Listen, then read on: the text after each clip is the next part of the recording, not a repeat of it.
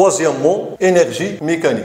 On sait que l'énergie mécanique est la somme de l'énergie cinétique plus l'énergie potentielle élastique. En général, l'énergie mécanique égale à l'énergie cinétique plus l'énergie potentielle.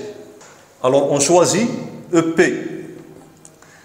P égale à 0, état de référence de EPP et le plan horizontal qui passe par G, centre d'inertie du solide. OK.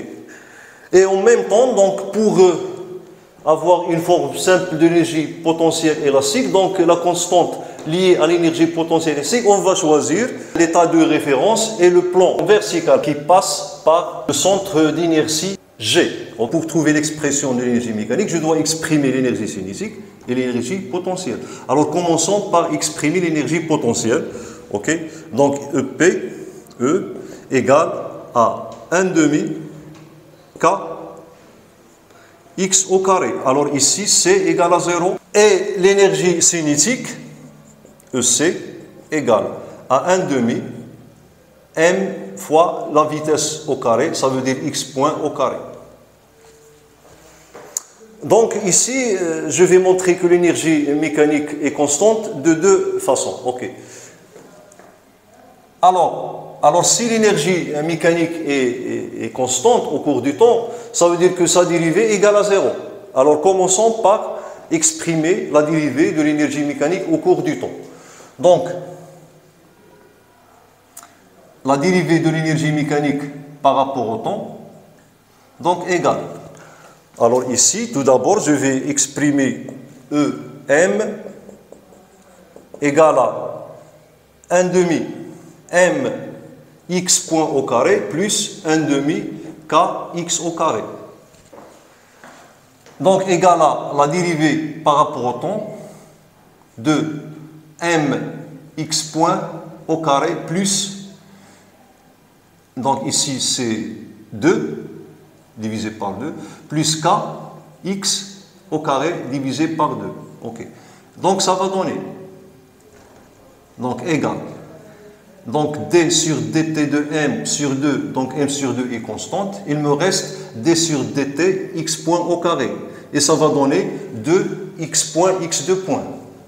Donc ça va donner, alors le 2 avec le 2, OK, se simplifie. Il me reste finalement m x point x2 point. OK, plus. Alors ici, donc k est constante, même chose 1 demi. Donc la dérivée de x au carré, c'est 2 fois x point fois x. OK? 2 fois x point fois x. Et 2 avec 2, ça va se simplifier. Il me reste quoi? Il me reste k x point x. Alors ici, je vais factoriser par x point égale à m x point facteur, pardon, uniquement x point. M x2 point plus K x. Et c'est l'équation différentielle que vérifie notre système. Et cette équation différentielle, trouvez qu'elle est nulle. OK? Alors, voilà, égale à 0. Donc, DEM ainsi, DEM sur DT égale à 0. Implique que EM égale à constante, quel que soit T. Voilà, donc on a montré que l'énergie mécanique égale à constante. Et ça confirme le fait que, alors lorsque le corps est en mouvement, donc F travaille nécessairement, et lorsqu'il travaille, donc il ne fait varier plus l'énergie mécanique, elle reste constante. Donc F est une force conservatrice, puisqu'elle ne fait pas varier l'énergie mécanique, ou bien une force conservatrice, c'est une force dont son travail est indépendant du chemin suivi. Donc, il dépend uniquement de la position initiale et la position finale de son point d'application. Maintenant, on va montrer autrement que l'énergie mécanique est constante Ici, on a passé par la dérivée de l'énergie mécanique par rapport au temps et on a trouvé ceci. Donc, et on a conclu que dEm sur dt égale à 0. Maintenant, on va procéder autrement. On va partir de l'équation horaire du mouvement, de G et x de t égale à xm, ça veut dire la valeur maximale, xm, de l'élongation, fois cosinus de pi sur t0 fois t. Et pour simplifier, donc on va prendre phi égale à 0, ça veut dire les conditions initiales, x point égale à 0, ça veut dire à t égale à 0, et x égale à xm, ça veut dire l'amplitude A. Xm, c'est l'amplitude. Donc, pour simplifier, on va prendre phi égale à 0. Okay. Même si on prend phi n'est pas égal à 0, on va trouver la même chose. Commençons par x' de c. Donc, égal à 1 demi x point m x point au carré. X point égale à moins 2 pi sur t0 xm sinus de pi sur t0 fois t. Donc je vais ici remplacer x point par sa valeur, ça va me donner égal à 1 demi m moins 2 pi sur t0 au carré, c'est 2 pi sur t0 le tout au carré, xm au carré sinus carré 2 pi sur t0 fois t. Alors ici, j'ai sinus carré, donc je vais faire une transformation pour se débarrasser de ce carré. Donc les formules de transformation, on peut les déduire de cette égalité. Cosinus 2 alpha égale à cosinus carré alpha moins sinus carré alpha. Alors, on a besoin de sinus carré, ok. Donc, je vais exprimer sinus carré en fonction de cosinus 2 alpha. Donc, cosinus carré alpha, c'est quoi? C'est 1 moins, ok, sinus carré alpha, moins sinus carré alpha, ici, j'ai 2. Et finalement, donc, sinus carré alpha égale à, alors je vais ramener ce terme ici, ok, et cosinus 2 alpha, donc ça va donner 1 moins cosinus 2 alpha sur 2. Voilà la première formule de transformation. Donc je vais utiliser cette formule ici. Donc ça va donner 1 demi m. Bon, m fois 2 pi sur t0 au carré, donc on a vu que la relation entre 2 pi sur t0 au carré et m est k. Donc si on effectue, on remplace 2 pi sur t0 au carré par sa valeur, on va simplifier par m et on trouve ici k. Okay. Vous pouvez montrer ça, ok, parce que vous savez l'expression de 2 pi sur t0 au carré. Donc ici, je garde xm au carré et j'ouvre la parenthèse et je remplace sinus carré 2 pi sur t0, ok, par cette expression-là. Alors alpha, c'est quoi? C'est 2 pi sur t0 que je dois multiplier par 2 et ça va me donner 1 moins cosinus, donc je dois multiplier ici par 2, ça va donner 4 pi sur t0, t. Okay. Et le 1 demi, ici, ça va donner 1 quart. Donc on a simplifié l'expression de l'énergie cinétique. Okay. Ici, j'ai une équation de second ordre. Ici, j'ai une formule du premier ordre. Okay. Maintenant, on va exprimer l'énergie potentielle. Okay. Donc l'énergie potentielle égale à 1 demi kx au carré. Donc je vais remplacer x par son expression, la voilà. Okay. Et j'obtiens égale à 1 demi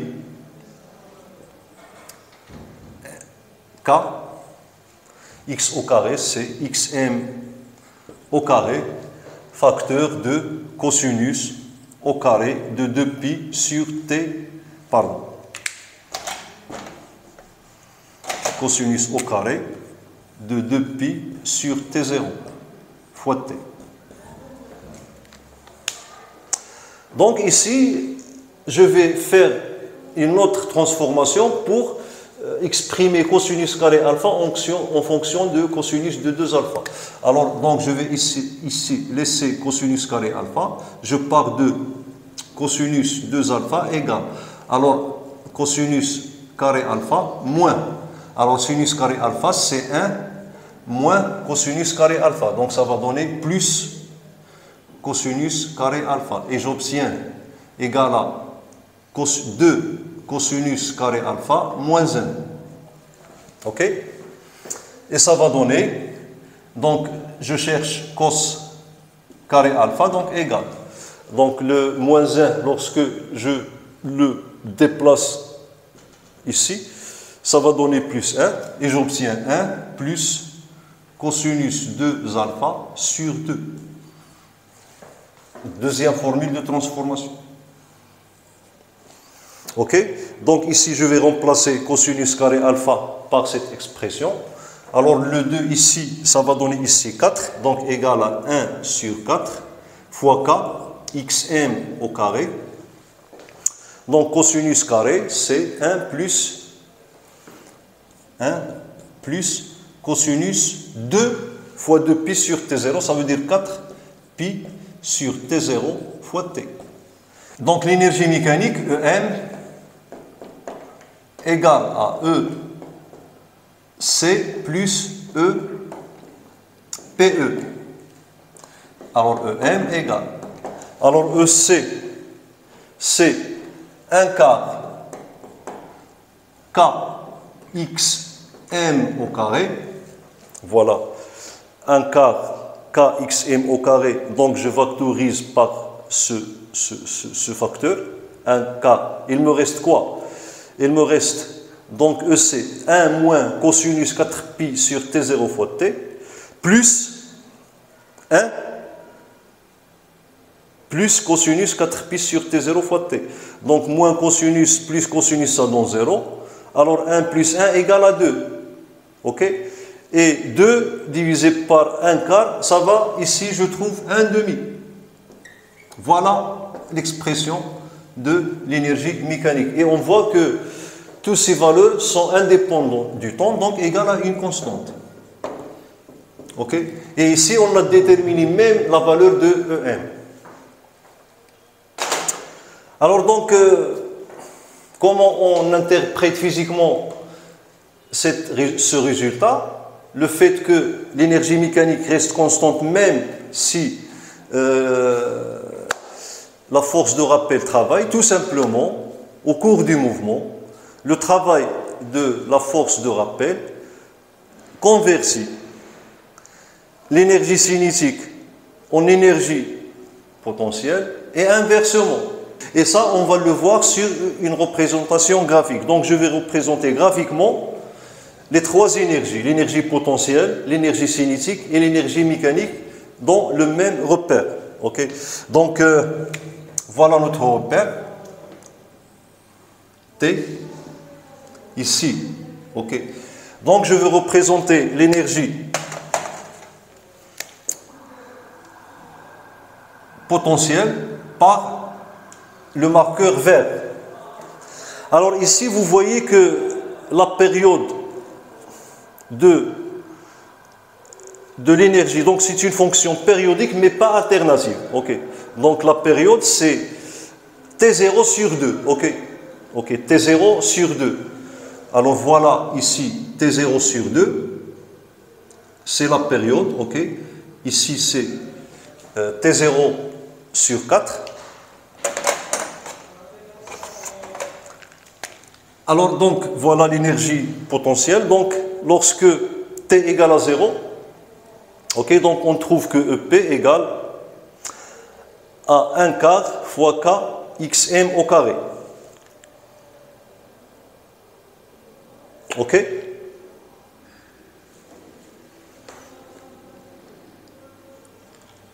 donc à T.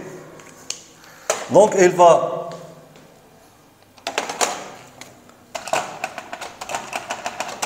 ok, donc ici, alors ici, donc elle va reprendre la même valeur, ok, voilà, donc il s'annule, ok, donc je vais monter un petit ici en haut, voilà.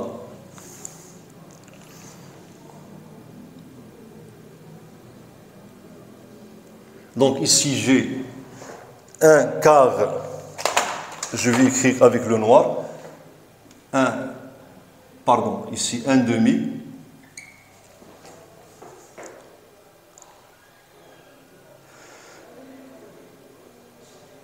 alors pardon, ici lorsque t égale à 0, ici j'ai 1 plus 1, ça donne 2. Donc 2 c'est 1 demi, voilà, 1 demi k xm au carré.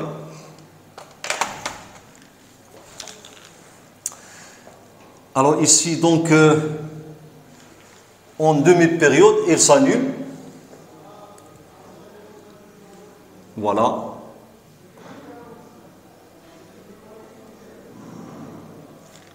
Et voilà.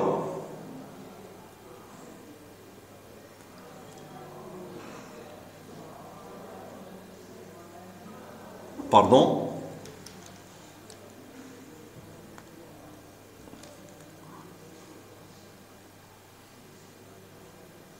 Voilà. Donc, quelque chose comme ça. Donc, ce motif va se répéter chaque T0 sur 2. Voilà la période T0 sur 2, c'est la période de l'énergie potentielle. Et ainsi de suite. Donc, je vais continuer le même motif, ok, qui va se répéter chaque période qui est égale à T0 sur 2. Ok, donc ici, j'aurai T0, ainsi de suite. Alors, pour l'énergie,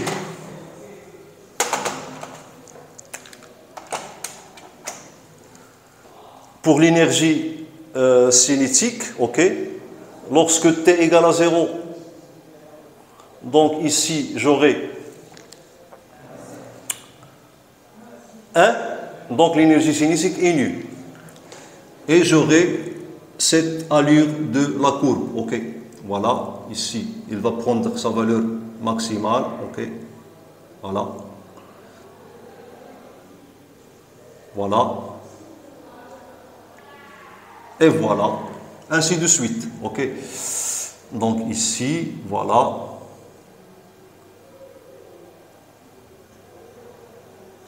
Donc voilà, ici, c'est l'énergie cinétique. Alors, donc, ces deux énergies varient en opposition de phase. Ok, elles varient en opposition de phase, comme on voit ici. Et l'énergie mécanique, je vais la représenter en noir. Voilà l'énergie mécanique. Donc, il reste constante au cours du mouvement, parce qu'à chaque instant, elle est la somme de l'énergie potentielle plus l'énergie cinétique. Voilà l'énergie mécanique. Donc, ici, j'ai EM.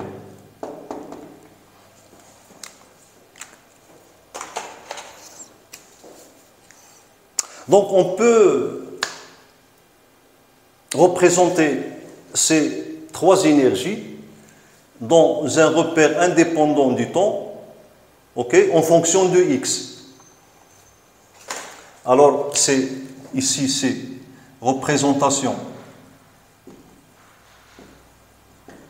temporelle,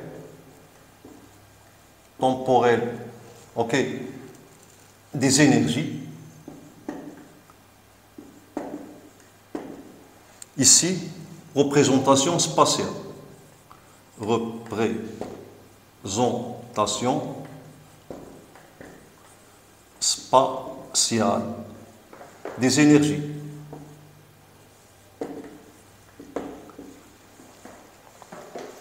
Donc, je dois exprimer maintenant les énergies en fonction de x. On a déjà exprimé les énergies en fonction de x. Voilà. Donc, E, PE égale à 1 demi kx au carré, donc c'est une fonction parabolique. Donc, je vais écrire ici EP. E égale à 1 demi kx au carré. Et puis l'énergie cinétique, donc c'est 1 demi mx point au carré. Alors pour ne pas avoir des ambiguïtés, ok, donc je vais partir du fait que EC égale AEM moins EPE. Tout simplement, pour simplifier, donc ça va donner EM, donc c'est 1 demi KXM au carré, 1 demi K facteur de XM au carré, moins X au carré.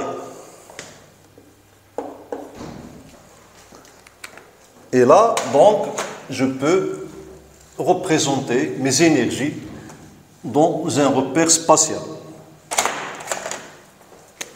Voilà. Alors, X, ici, j'ai XM, et ici, j'aurai moins XM. Donc, commençons par représenter l'énergie mécanique. Ok, donc l'énergie mécanique reste constante. Voilà l'énergie mécanique.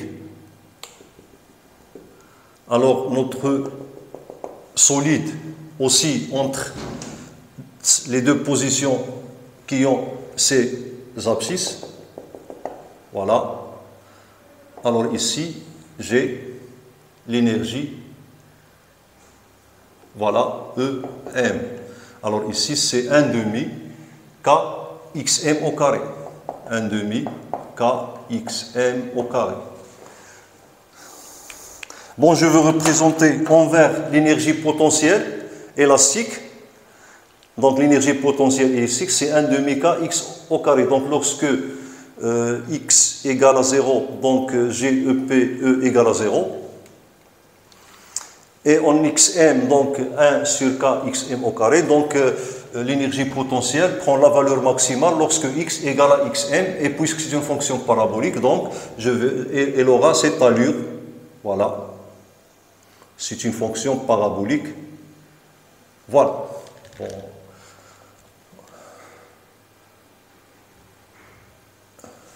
Alors pour l'énergie mécanique, pardon, pour l'énergie cinétique, alors ici c'est l'énergie,